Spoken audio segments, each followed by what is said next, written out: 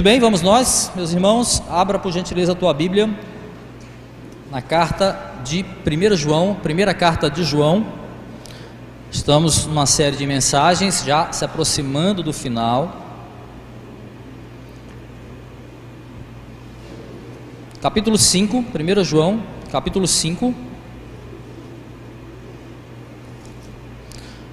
Chegamos ao último capítulo dessa maravilhosa carta, nessa série de mensagens intitulada Amor, cura para o medo.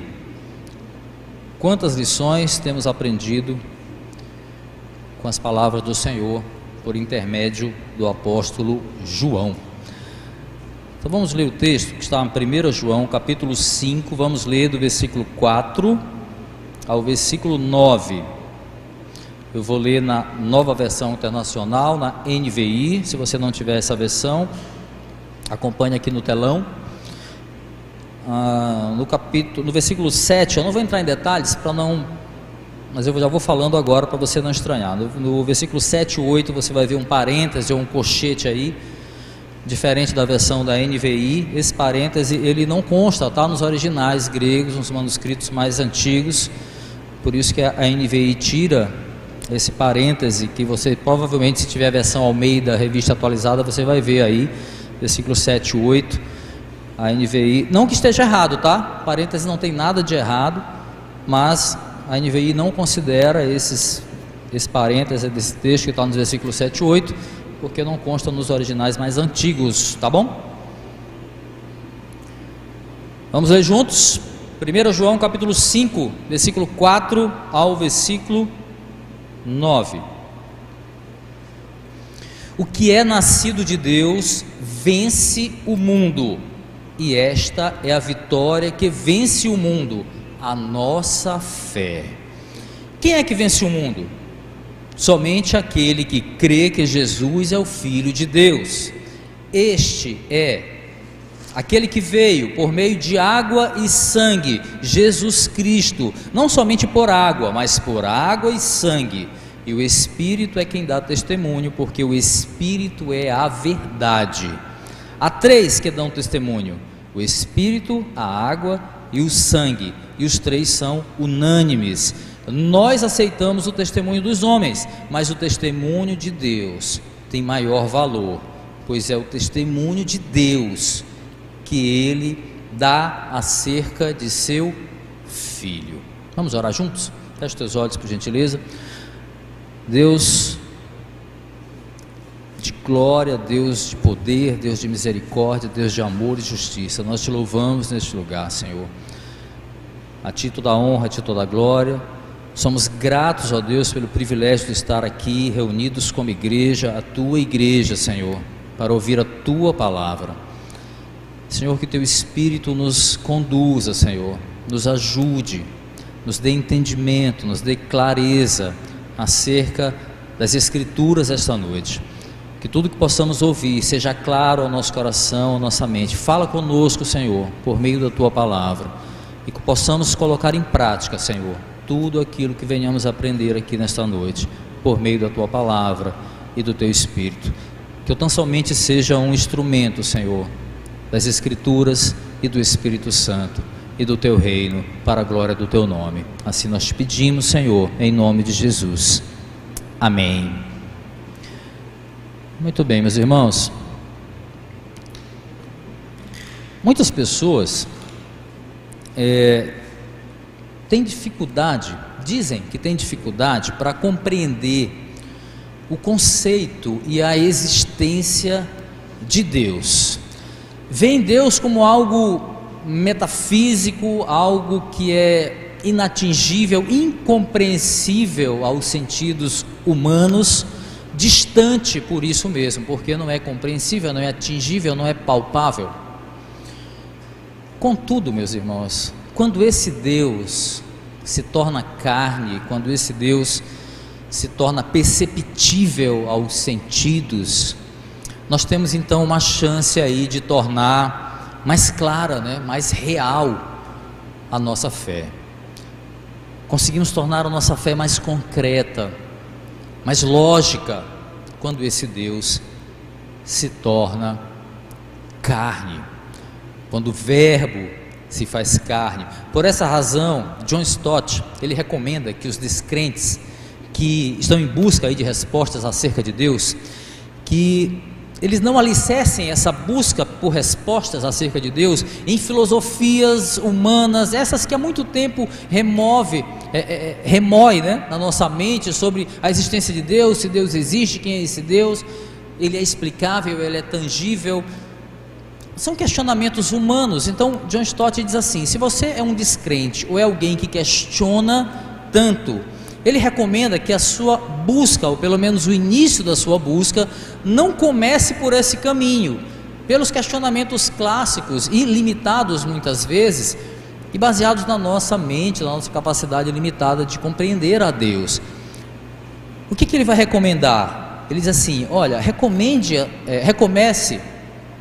comece a sua busca por algo que seja palpável, comece por algo que tenha evidência histórica, testemunhos, essa palavra é importante, guarda ela aí, testemunhos que corroborem a existência desse Deus. Então ele aconselha que a busca por respostas acerca de Deus comece por Jesus, Meus irmãos, em que pese a missão redentora de Cristo na cruz, doutrina que é defendida aqui com muita veemência por João aqui na sua primeira carta, a meu ver, a vinda de Cristo é a materialização da graça de Deus em pessoa, exatamente para que um povo que se chama ser humano consiga dar um passo, né, adiante da sua incredulidade, que é natural por causa do pecado. Então, quando Cristo vem, quando Ele encarna, a graça se materializa e fica mais fácil para o ser humano conseguir perceber esse Deus que se revela por meio do Filho, o próprio Deus facilitando aí a credulidade do ser humano, permitindo com que o ser humano possa conhecê-lo, não apenas no Filho, mas na sua essência trina, o Pai, o Filho e o Espírito Santo, por meio de Cristo. É a possibilidade que nós temos aí de conhecer de uma forma mais tangível, de uma forma mais clara, esse Deus que para muitos é inatingível, para muitos é incompreensível. Em Cristo nós temos esse Deus que se revela, e ao mesmo tempo nós temos o caminho de encontro ou de reencontro da criatura com o seu Criador. Em Cristo, esse Deus que é inatingível se torna atingível, se torna palpável. Em Jesus, o Criador se revela em palavras, em atitudes e sobretudo em amor. Muitas pessoas de fato dizem que não acreditam em Deus. Contudo, geralmente essas pessoas nunca se aventuraram em simplesmente conhecer sobre a vida e sobre a morte de Jesus. Dizem que não creem em Deus, mas nunca experimentaram conhecer um pouco, não é nem muito, um pouco, sobre a vida e sobre a obra de Cristo. Certa vez um colega de trabalho, ele me disse o seguinte, que acreditar na existência de um Criador soberano não é tão difícil quanto acreditar que Jesus Cristo é Deus. Ele me disse assim, sabendo que eu sou pastor. Então para ele, Jesus foi apenas uma pessoa especial, que assim como tantas outras pessoas especiais, deixaram a sua marca, deixaram o seu legado, deixaram o seu nome gravado ali na história, a sua influência sobre as pessoas. Para ele, Jesus é isso, uma pessoa dotada de um dom especial, de uma eloquência, de um amor diferenciado, mas um homem, jamais Deus. Aí diante desse ponto de vista dele ali, que eu achei compreensível, porque eu já pensei assim.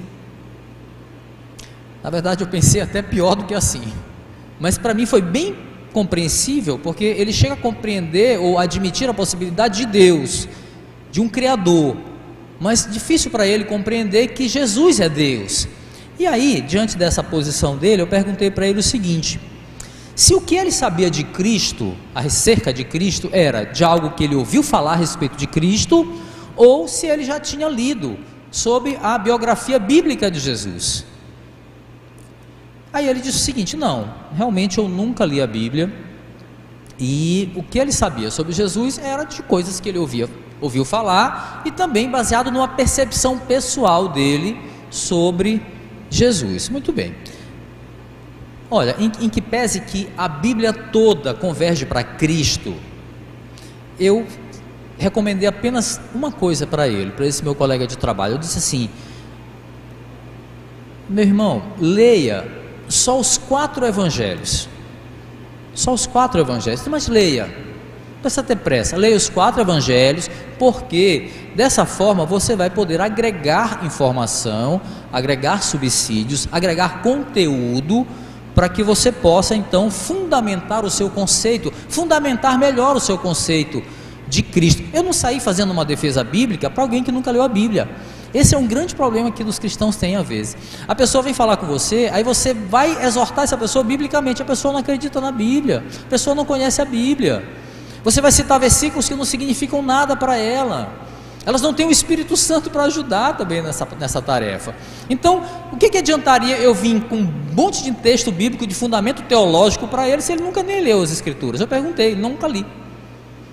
Então o meu conselho foi: leia os evangelhos e fundamente o seu conceito, porque ele é muito superficial, é só baseado no que você ouviu falar de Jesus. Meus irmãos, o final dessa história eu vou ficar devendo, porque a gente perdeu o contato. Eu não sei o que aconteceu, mas se ele leu, alguma coisa aconteceu. Não sei o que, mas se ele leu as Escrituras, alguma coisa aconteceu.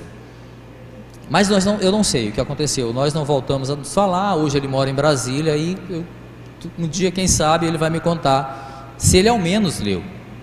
Mas por que eu recorri a essa história? Para reforçar, meus irmãos, a tese de que muitas pessoas, de fato, têm um conceito superficial a respeito de Jesus. Superficial e por isso mesmo equivocado. Sobre o Cristo. Por quê? Baseado no que ouviu falar, ou então baseado numa percepção pessoal sobre Jesus, mas sem nenhum fundamento escriturístico, ou seja, sem nenhum fundamento nas Escrituras que falam do Senhor Jesus. Pasmem, hein? Muitas dessas pessoas frequentam igrejas cristãs, frequentam as igrejas cristãs, mas se baseiam apenas no que ouvem falar nas pregações, se baseiam apenas na sua própria percepção de Jesus, e pior, constroem um conceito pessoal de Jesus que atenda às suas necessidades, mas que não é o Jesus da Bíblia. É claro que eu não estou falando de vocês, porque com certeza todos já leram aqui pelo menos os 4 evangelhos, inclusive mais de uma vez, certo? Com certeza, não estou falando de vocês, estou falando de outro tipo de pessoa que frequenta as igrejas cristãs e que com certeza não leram as Escrituras, não conhecem os evangelhos. Escuta e entenda: quanto mais nós lemos sobre Jesus, quanto mais nós lemos sobre Jesus, à luz dos evangelhos, com sinceridade, com humildade, com dependência, com reverência, mais o Deus Todo-Poderoso se revela a nós, por meio do Filho. Quanto mais nós buscamos o conhecimento de Jesus, tantas vezes falado aqui nessa carta de João, quanto mais nós buscamos o conhecimento de Cristo, mais sólida a nossa fé na sua obra redentora se torna. Que fé? Uma fé capaz de vencer o mundo. E daí nasce o tema do nosso sermão. Nós vamos aprender hoje sobre a fé que vence o mundo. Novamente aqui, quem já está acompanhando a nossa série, quem não acompanhou, as pregações estão lá no YouTube da base, tá? Novamente João vai falar aqui de um dos seus leitores, e claro para a gente, sobre uma das doutrinas básicas da fé cristã aqui. E o contraponto dele sempre são as heresias gnósticas da época, as quais elas negavam tanto a humanidade quanto a divindade de Jesus. Eles negavam o Cristo, o homem Deus, que morreu na cruz para a salvação da igreja. João então vem com um contraponto, ele vem apresentar argumentos aqui nesse texto consistentes sobre a divindade de Jesus. E para isso ele vai citar evidências dessa deidade de Cristo, divindade, a partir do testemunho do próprio Pai, Deus Pai, que o enviou. E a intenção, claro, é municiar os leitores, os cristãos, na certeza de que a fé nesse Jesus, homem e Deus, é a arma poderosa que vence o mundo, porque Ele é aquele que venceu o mundo. Muito bem, vamos juntos. O sermão vamos dividir em duas partes, tá? A primeira vai ser baseada nos testemunhos que atestam quem Jesus é. Primeira parte, testemunhos que atestam quem Jesus é. E a segunda parte nós veremos então o efeito prático na vida de quem considera esses testemunhos prova suficiente de quem Jesus é, prova suficiente da identidade de Jesus, os efeitos na vida daqueles que entendem o testemunho e acreditam e consideram como prova suficiente, ok? Então vamos juntos. Primeiramente nós vamos ver então, atenta aí que nós vamos seguir uma ordem invertida, tá? Primeiramente nós veremos João recorrendo a um testemunho irrefutável sobre Jesus. Olha o que diz o versículo 9, acompanha na tua Bíblia aí comigo. Versículo 9: nós aceitamos o testemunho dos homens, mas o testemunho de Deus tem maior valor, pois é o testemunho de Deus que Ele dá acerca de seu Filho. Em diferentes lugares da Bíblia nós lemos acerca do testemunho do Pai, o testemunho que o Pai dá sobre o Filho. É uma espécie de atestado de identidade celestial, embora muitos o vissem apenas como homem. O próprio Deus testemunhou a respeito desse homem, Jesus de Nazaré, como nós vemos nas palavras de Pedro aqui, 2 Pedro capítulo 1, 17, escuta, diz assim: ele recebeu honra e glória da parte de Deus Pai, quando da suprema glória lhe foi dirigida a voz que disse: este é o meu Filho amado, em que me agrado. O apóstolo Pedro aqui está se referindo ao momento da transfiguração, né?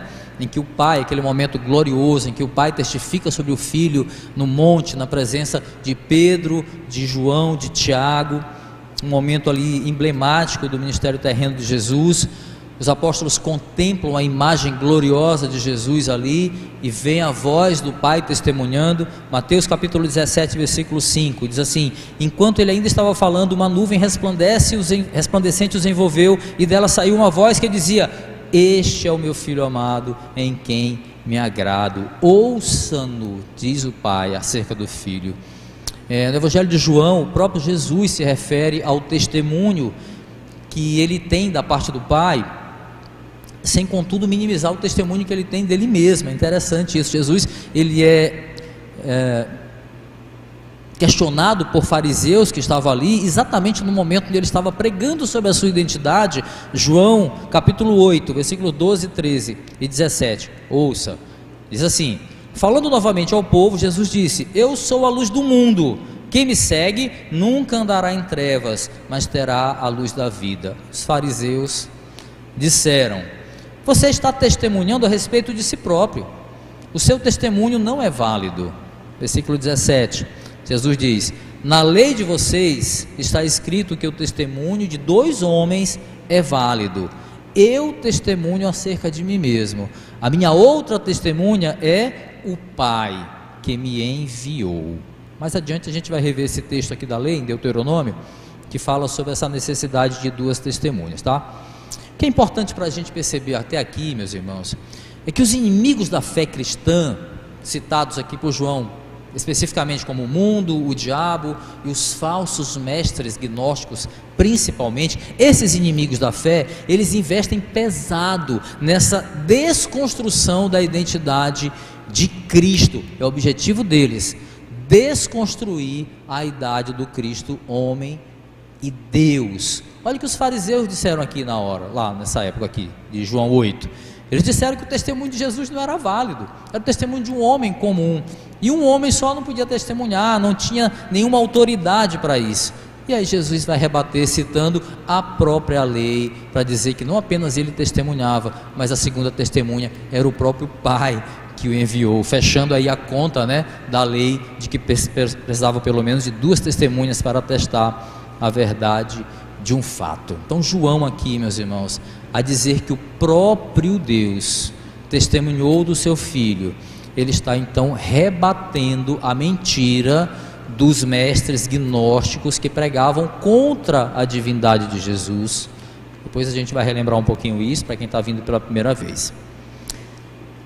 É importante para a gente entender, meus irmãos, que esse mesmo combustível que João estava injetando na fé dos seus leitores lá na igreja perseguida do primeiro século, é a mesma injeção de fé que deve ser injetada na igreja perseguida também no século 21.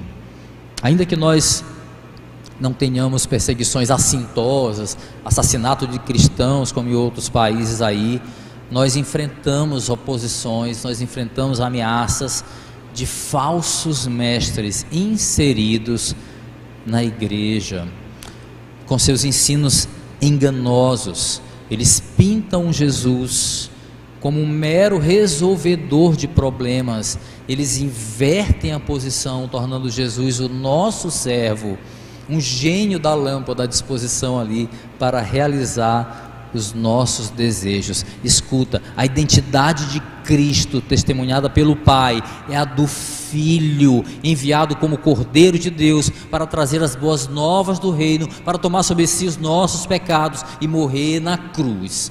Esse é o testemunho do Pai acerca do Filho ao qual João está se referindo aqui. O bem maior, meus irmãos, Deus já nos deu. Nós já recebemos o bem maior. Tem gente esperando o melhor de Deus, né?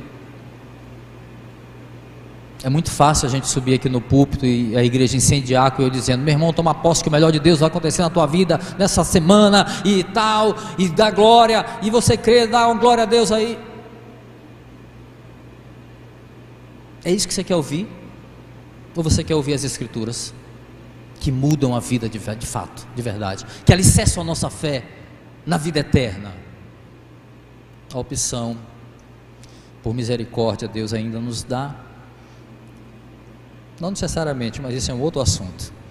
O bem maior Ele já nos deu, e esse bem maior não se tratam de coisas perecíveis desta terra. O bem maior é a vida eterna, mediante a fé na obra redentora de Cristo Jesus, a fé que vence o mundo. O testemunho de Deus é maior, diz o texto, é maior do que o testemunho dos homens. O testemunho de Deus é maior do que o testemunho dos homens. Sabe por quê, meus irmãos? Porque no testemunho de Deus não tem pecado, no testemunho de Deus não tem mentira. É nesse testemunho aí que João está orientando os seus leitores a firmarem a sua fé, nesse testemunho irrefutável. Olhando para o texto agora, nós vemos que o apóstolo vai então detalhar como se dá esse testemunho da parte de Deus e os elementos que estão ligados a ele. Atenta bem. Então João vai ressaltar que os crentes dispõem, a favor de sua fé, de um testemunho triplo sobre Jesus. Olha o que diz o texto, versículos 6, 7 e 8. Este é aquele que veio por meio de água e sangue, Jesus Cristo. Não somente por água, mas por água e sangue. E o Espírito é quem dá testemunho, porque o Espírito é a verdade. há três que dão testemunho: o Espírito, a água e o sangue, e os três são unânimes. Provavelmente aqui, meus irmãos, João recorreu à tradição da lei, que está em Deuteronômio, que falamos ainda há pouco, para destacar três testemunhas aqui acerca da pessoa de Cristo. Olha o que diz o texto de Deuteronômio, Deuteronômio 19:15. Uma só testemunha não é suficiente para condenar alguém de algum crime ou delito.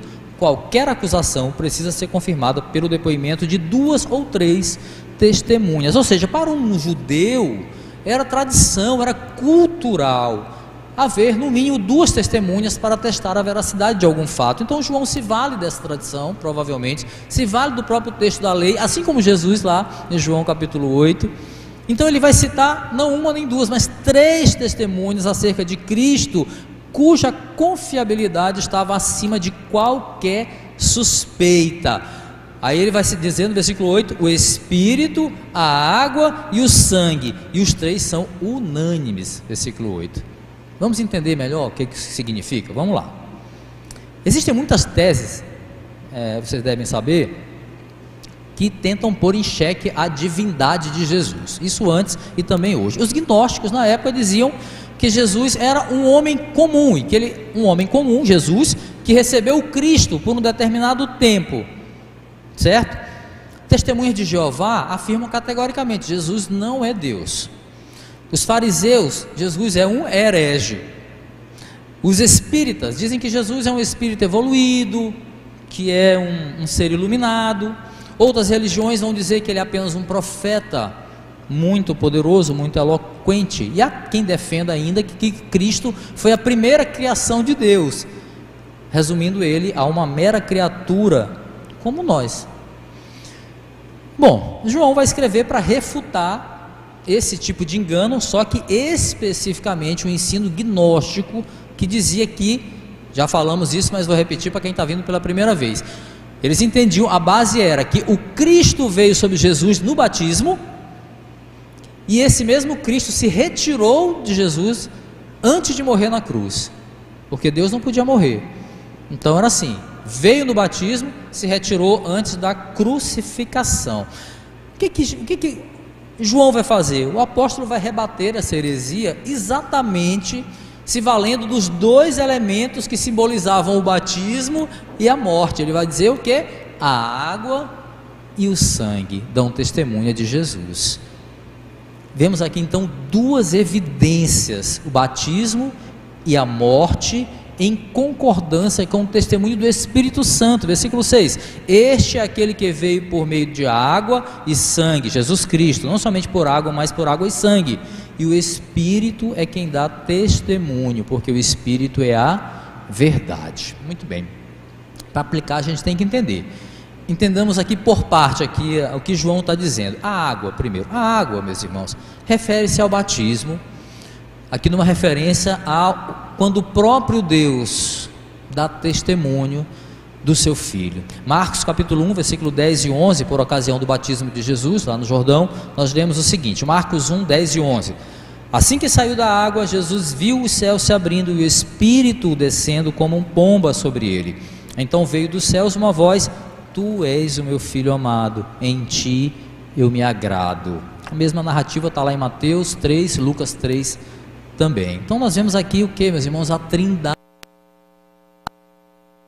Filho, Espírito Santo, ou seja, o próprio Deus uno e trino, como testemunha irrefutável de que ali estava o Filho de Deus, unigênito do Pai. Este é o meu Filho amado, em quem me agrado ou me comprazo. Então a água do batismo aqui, portanto, simbolizando uma evidência clara da humanidade e da divindade de Jesus. O sangue se refere à morte de Cristo na cruz, quando o próprio Deus torna a testemunhar também do Filho, mas agora por meio de alguns fenômenos sobrenaturais. O véu do templo se rasga de alto a baixo, a escuridão vem sobre a terra em pleno meio-dia, a terremoto, a terra treme, mortos se levantam da sepultura. Então a gente vê aí o Pai testemunha do Filho por meio do sangue derramado na cruz. Em seguida, João vai mencionar que o Espírito testemunha. Na segunda parte aí do versículo 6, e o Espírito é quem dá testemunha, porque o Espírito é a verdade. Esse verbozinho no presente é importante a gente entender, porque na construção aqui, da original do grego, o texto, a construção do texto indica um ato contínuo, não é apenas um testemunho que o Espírito deu no episódio do batismo ou da crucificação, não é isso.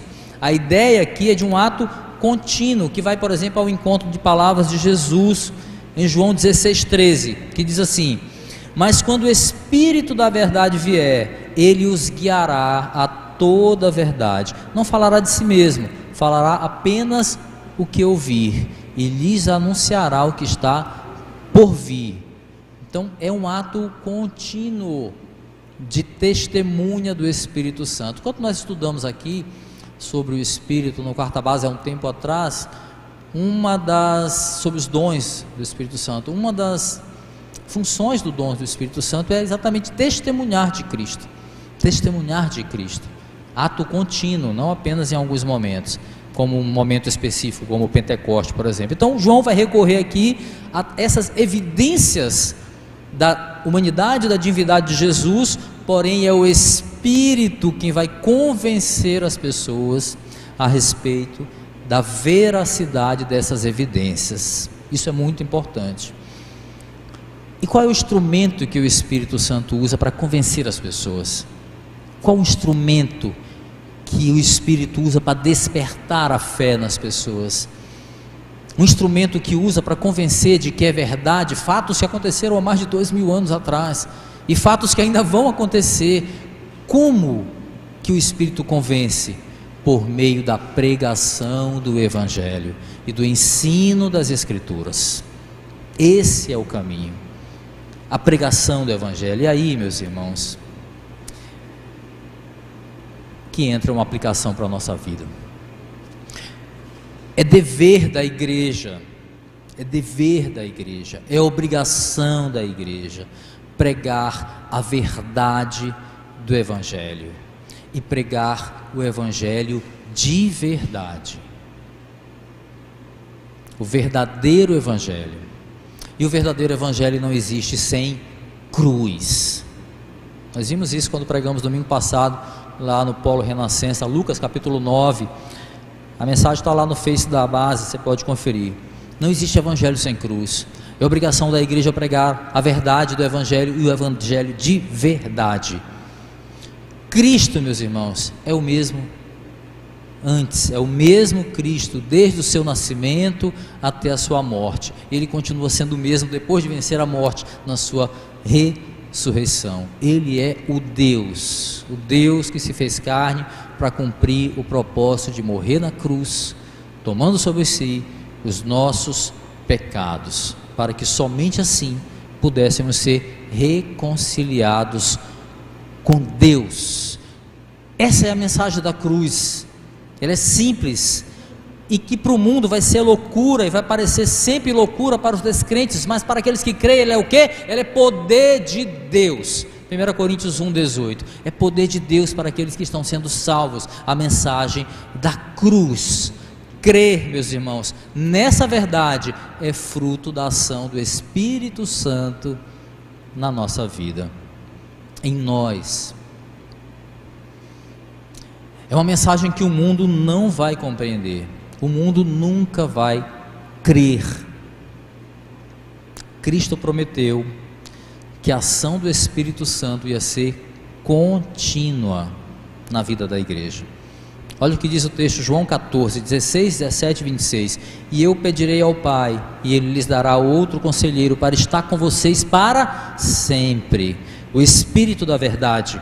O mundo não pode recebê-lo, porque não o vê e nem o conhece, mas vocês conhecem, pois Ele vive com vocês e estará com vocês. Versículo 26, mas o conselheiro, o Espírito Santo, que o Pai enviará em meu nome, lhes ensinará todas as coisas, e olha que lindo, lhes fará lembrar tudo o que eu lhes disser. Entre as palavras que Jesus disse, estão estas: ainda aqui João 14, não os deixarei órfãos, voltarei para vocês. Dentro de pouco tempo o mundo já não me verá mais, vocês porém me verão, porque eu vivo, vocês também viverão. Aleluia. João, portanto, aqui, meus irmãos, está refutando todo e qualquer ensino que abale a fé dos cristãos nesta obra redentora de Cristo. Dizer que Cristo não era Deus, negar a humanidade, negar a divindade, é negar a obra redentora. Não crer na obra redentora é não crer na fé que pode vencer o mundo. E o que é pior, é não crer na salvação, é não ter a salvação. João está então lembrando os seus leitores, e a nós também, claro, que aquele que testemunhou no batismo e na morte é o mesmo Espírito que hoje convence da verdade aqueles que creem. É o Espírito, é o mesmo. Em outras palavras, o apóstolo está dizendo para a igreja, meus irmãos, assim, parafraseando: não permitam que os enganos, que os manjares desse mundo encha, né, a tua cabeça, o teu coração, afastando a igreja da única verdade que pode ser essa igreja de paz e de vida eterna. Ouçam as palavras de Cristo ditas em João 14, 27: deixo-lhes a paz, a minha paz lhes dou, não a dou como o mundo a dá. Não se perturbem os seus corações, nem tenham medo, que o Espírito Santo nos faça sempre lembrar das palavras do Mestre, meus irmãos, e que também nos façam lembrar das palavras escritas em 1 João capítulo 4, versículo 18, e que inspira o tema da nossa série, né? No amor não há medo, antes o amor lança fora todo o medo. O cristão, o verdadeiro cristão, aquele que é lavado, remido pelo sangue de Jesus, ele não tem medo da condenação, não há mais condenação sobre ele. Esse cristão, ele se deleita-se na paz que excede todo o entendimento, a paz que nós aprendemos com o apóstolo Paulo, a paz em meio à guerra ou às guerras desse mundo que nós vivemos. João está falando de princípios básicos aqui. A partir daí, então, assim, fortalecidos na fé pelos testemunhos citados aqui por João, os leitores da carta, eles podiam ter a plena certeza da vitória no Cristo que venceu o mundo. Municiados por esses testemunhos irrefutáveis, eles podiam agora descansar nessa certeza. E aí, na segunda parte aqui do sermão, meus irmãos, nós veremos então o efeito prático na vida daqueles que consideram esses testemunhos suficiente prova da identidade de Jesus. Em Cristo, o crente vence o mundo. Versículos 4 e 5, olha o que diz, acompanhando a tua Bíblia. O que é nascido de Deus vence o mundo, e esta é a vitória que vence o mundo, a nossa fé. Quem é que vence o mundo? Somente aquele que crê que Jesus é o Filho de Deus. O que é nascido de Deus vence o mundo. Quem é esse nascido de Deus? Versículo 1, capítulo 5 aí responde, olha aí o que diz: todo aquele que crê que Jesus é o Cristo é nascido de Deus. Nós já vimos aqui que os falsos mestres gnósticos, né, eles negavam que Cristo tenha nascido em carne, tenha morrido na cruz, uma negação explícita aí à obra redentora de Jesus. Mas os nascidos de Deus, os verdadeiros cristãos, são aqueles que creem que Jesus de Nazaré, nascido de Maria, é o mesmo Messias, é o Filho de Deus, o Cordeiro de Deus, sobre o qual nossos pecados estavam na cruz, e por causa disso fomos então remidos, fomos perdoados. Nesse versículo agora aqui mesmo, nesses versículos, João vai falar de uma condição inegociável para se tornar o nascido de Deus. Não tem meias palavras, é inegociável isso aqui, esse princípio. Para eu ser nascido de Deus, eu preciso crer no Filho de Deus e na sua obra redentora na cruz. Não existe outra maneira. Hernandes Dias Lopes, em seu comentário em 1 João, ele observa uma coisa importantíssima, que o autor ele não ressalta o homem vitorioso, mas o poder vitorioso. Aí ele diz o seguinte: não é o homem, mas o seu nascimento de Deus que vence o mundo. É importante a gente entender isso. Augusto Nicodemos vai lançar luz sobre essa questão dizendo o seguinte, abre aspas: a vitória sobre o mundo não se deve à fé propriamente dita, mas a seu objeto, Cristo, o qual tem vencido o mundo e torna os que verdadeiramente creem nele mais do que vencedores e vencedores sobre o mundo. Fecha aspas. Então é fundamental, meus irmãos, a compreensão de que o poder para vencer o mundo não vem de nós, mas vem de Deus. Os sentidos das palavras de João aqui enfatizam o poder de Deus, não o poder do crente. Qualquer evangelho que tenta transferir esse poder, dar poder para o ser humano, não é o evangelho. Se o ser humano tirar o foco de Cristo e botar o foco em si mesmo, ele já não está dentro do evangelho, já é algo que já saiu, não tem como. E a fé, outra coisa importante, nesse caso aqui, meus irmãos, não é só uma capacidade humana capaz de vencer o mundo por mérito próprio, não tem como. O que João está falando aqui é da única fé capaz de vencer o mundo. Qual é? É aquela que é restrita àqueles que são nascidos de Deus. Quem são os que são nascidos de Deus? Aqueles que creem que Jesus é o Filho de Deus. É uma fé muito específica que vence o mundo aí, não é qualquer fé. Essa fé não se resume, por exemplo, ao fato de eu considerar que Jesus é o Filho de Deus. Até o diabo considera isso. Isso não quer dizer que ele possa ser salvo. Não é isso não. Não é exatamente disso aqui. A gente precisa entender o que é esse crer no Filho de Deus. O que significa crer? Não é considerar, não é eu saber. Não é isso não. Não é disso. Não é disso. Crer no Filho de Deus, à luz desse texto, à luz do que João está dizendo aqui, meus irmãos, é entregar a vida para Ele, é Jesus ser o seu Senhor, o nosso Rei, o nosso Salvador, é descansar numa certeza. Que certeza? A certeza de que a sua obra na cruz nos reconciliou com Deus, e é isso que nos garantiu a vida eterna. É essa a fé que vence o mundo, é essa a fé que vence o mundo. Não é a fé inata do ser humano. A vitória sobre o mundo, meus irmãos, é um privilégio dado aos crentes, por Deus, por graça, por misericórdia, jamais por merecimento algum, jamais. E novamente nós vamos ver João aqui usando o verbo no sentido do grego aqui, no significado de ato contínuo. Nesse caso aqui é o vence o mundo, né? Esse vence o mundo implica numa capacidade contínua de vencer o mundo pela fé em Cristo. Mas o que seria vencer esse mundo? É vencer os padrões pecaminosos, até falhou, tá vendo? Até gagueja quando a gente fala de pecado. Valores pecaminosos do mundo. Você tem capacidade de vencer isso em Cristo Jesus. Esse sistema anti-Deus que nos afasta do Senhor pelo pecado. E é um ato contínuo. Temos capacidade de vencer o mundo em Cristo Jesus.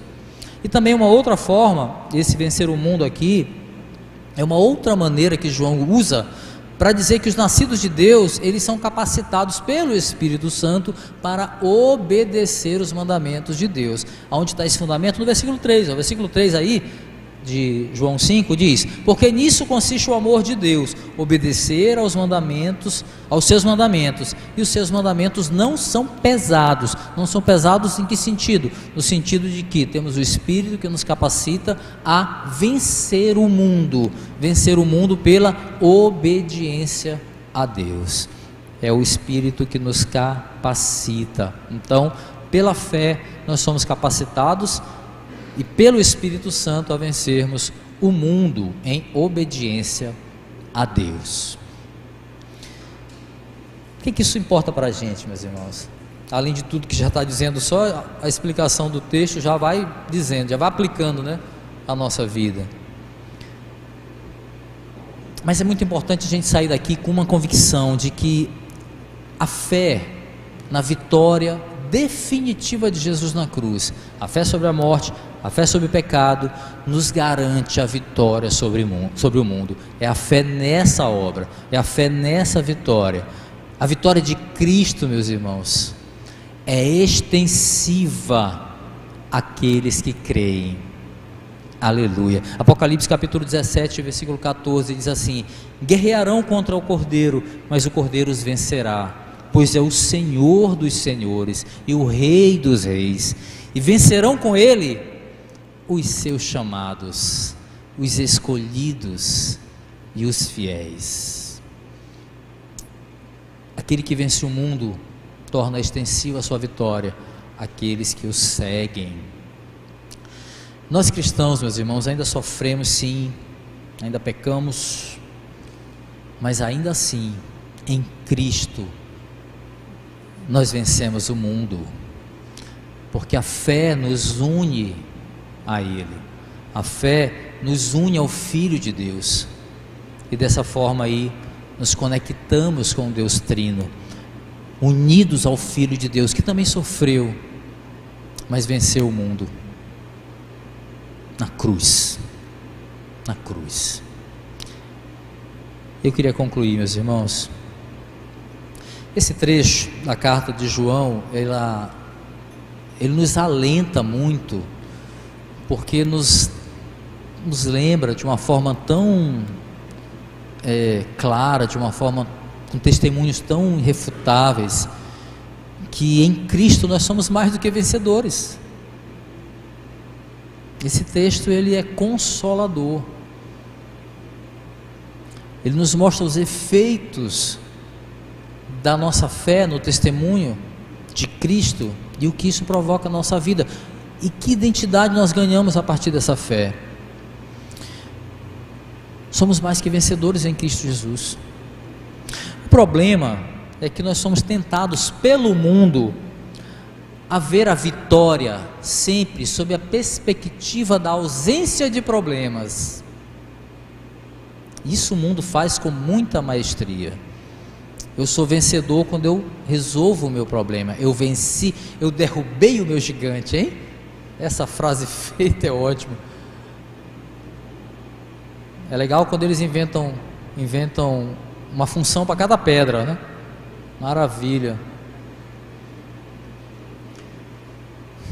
O mundo faz isso com a gente, o Evangelho não. O mundo quer que a gente fica tentado a associar a vitória à ausência de problemas, mas não é exatamente isso aqui. É claro que pode ter alguma relação, claro, mas não é exatamente isso que se trata a vitória sobre o mundo que o texto está falando.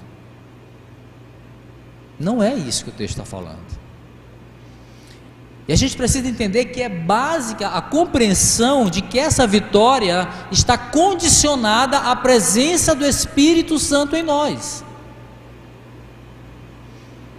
A presença do Espírito que dá testemunho de Jesus, que nos faz lembrar das palavras de Jesus e que nos conecta ao Deus Trino. Em Cristo, meus irmãos, olhando para o texto, nós podemos vencer a desobediência que nos afasta de Deus. Isso é vencer o mundo. Em Cristo nós podemos lutar contra o pecado, podemos vencer as tentações de cada dia, e isso é vencer o mundo. Em Cristo nós somos fortalecidos em meio às nossas lutas diárias. Nós podemos passar por necessidade, podemos passar por escassez, e podemos também com humildade, com gratidão, passar no tempo de fartura também, sem pecar. Isso é vencer o mundo. Em Cristo, meus irmãos, nós temos a alegria da vida eterna, ainda que às vezes nos falte o sorriso em meio às dores desse mundo. E isso é vencer o mundo. E aí João se aproxima já aqui do fim da sua carta. Nós vamos ter ainda alguns sermões ainda para finalizar, mas ele está reforçando aqui, meus irmãos, um dos pilares de toda a doutrina cristã: a obra de Cristo na cruz. É o fundamento, é um dos pilares da fé cristã. Nós podemos e devemos, claro, meus irmãos, nos aprofundar nos estudos da teologia, estudos consistentes, estudos amplos da teologia. Claro, isso fortalece a nossa fé, isso nos prepara, isso prepara o crente a ter munições espirituais contra as heresias, contra os enganos que possam afastá-lo das Escrituras.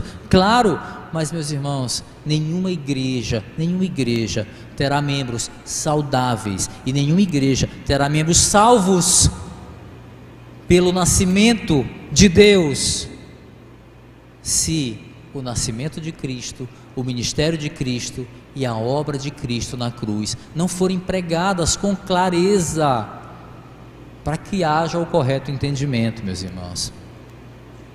Um dos principais fundamentos da fé da igreja deve ser este, meus irmãos: a fé no Filho de Deus e na sua obra na cruz, a fé que vence o mundo. A fé em outro Cristo, aspas, no Cristo, fora dessa verdade aí, explicitamente defendida por João, explicitamente defendida pelos apóstolos, não conduz à salvação. A fé em um outro Cristo não conduz à salvação, tampouco a vitória sobre o mundo, tampouco a vitória sobre o mundo. A grande questão é: em qual Cristo nós temos crido? E qual Cristo nós temos servido? Ou nós temos vivido para Ele nos servir? Meus irmãos, nós devemos crer e servir o Evangelho do Cristo, que se fez carne, que nos amou primeiro desde o princípio, tomou sobre si os nossos pecados, derramou seu sangue na cruz, para que tivéssemos vida eterna. Louvado seja o nome do Senhor, para todo sempre. Vamos orar?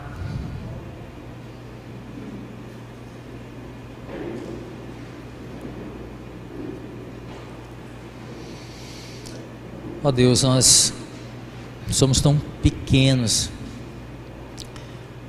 diante da Tua infinita grandeza, infinita misericórdia, infinito amor. Quem somos nós para que Tu nos amasse, Senhor? Quem somos nós para que Tu nos perdoasse? Falhos, pecadores, tantas vezes incrédulos, ó Deus. Será que tem um pecado maior do que a incredulidade, Senhor? Do que vacilar numa certeza de que nós temos a vida eterna? Será que existe algo pior, Senhor? Não acreditar que o nosso Senhor morreu na cruz para nos salvar, duvidar desse Senhor, desse homem, Deus, e às vezes duvidamos, da nossa salvação, e às vezes duvidamos da presença do Espírito Santo em nós. Senhor, o que seríamos se não fosse a Tua misericórdia? Nós Te louvamos, ó Deus, Te louvamos e Te pedimos, em nome de Jesus, que nos ajude a cada vez mais caminhar firmados na Tua Palavra, Senhor. Que a Tua Palavra seja lâmpada para os nossos pés, que a Tua Palavra seja alicerce para a nossa fé, que a Tua Palavra nos proteja das heresias, que a Tua Palavra nos proteja de falsos evangelhos, que a Tua Palavra nos proteja de mentiras que não nos levam a lugar nenhum, a não ser para nós mesmos, e não para a cruz, e não para Cristo. Senhor, nos ajuda. Tapa os nossos ouvidos, Senhor, para as heresias, para textos superficiais pregados erradamente nos púlpitos. Senhor, tapa os nossos ouvidos para mentiras desse mundo, Senhor, que tenta nos confundir sobre a identidade de Jesus. fecha nossos ouvidos, fecha o nosso entendimento, Senhor, para as mentiras desse mundo.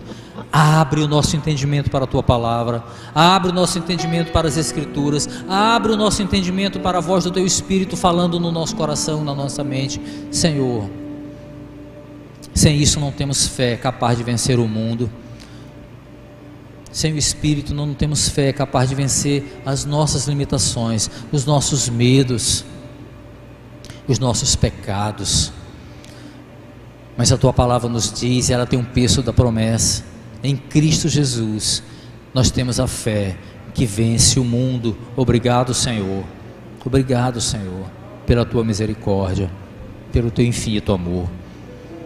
Que essa palavra fique no nosso coração, produza frutos, seja alento para a nossa vida em meio às lutas, em meio às dificuldades, em meio a problemas que parecem não ser resolvidos no nosso tempo do jeito que nós queremos. Ó Deus, que nós possamos olhar para a cruz, olhar para o Cristo que não está mais nela, mas passou por ela, e hoje Ele vive e derramou o seu sangue, para que tivéssemos alegria, mesmo em meio ao choro dessa vida. Nós vencemos o mundo em Cristo Jesus, por isso nós Te louvamos, Senhor. Muito obrigado. A Ti toda a honra, a Ti toda a glória. Amém.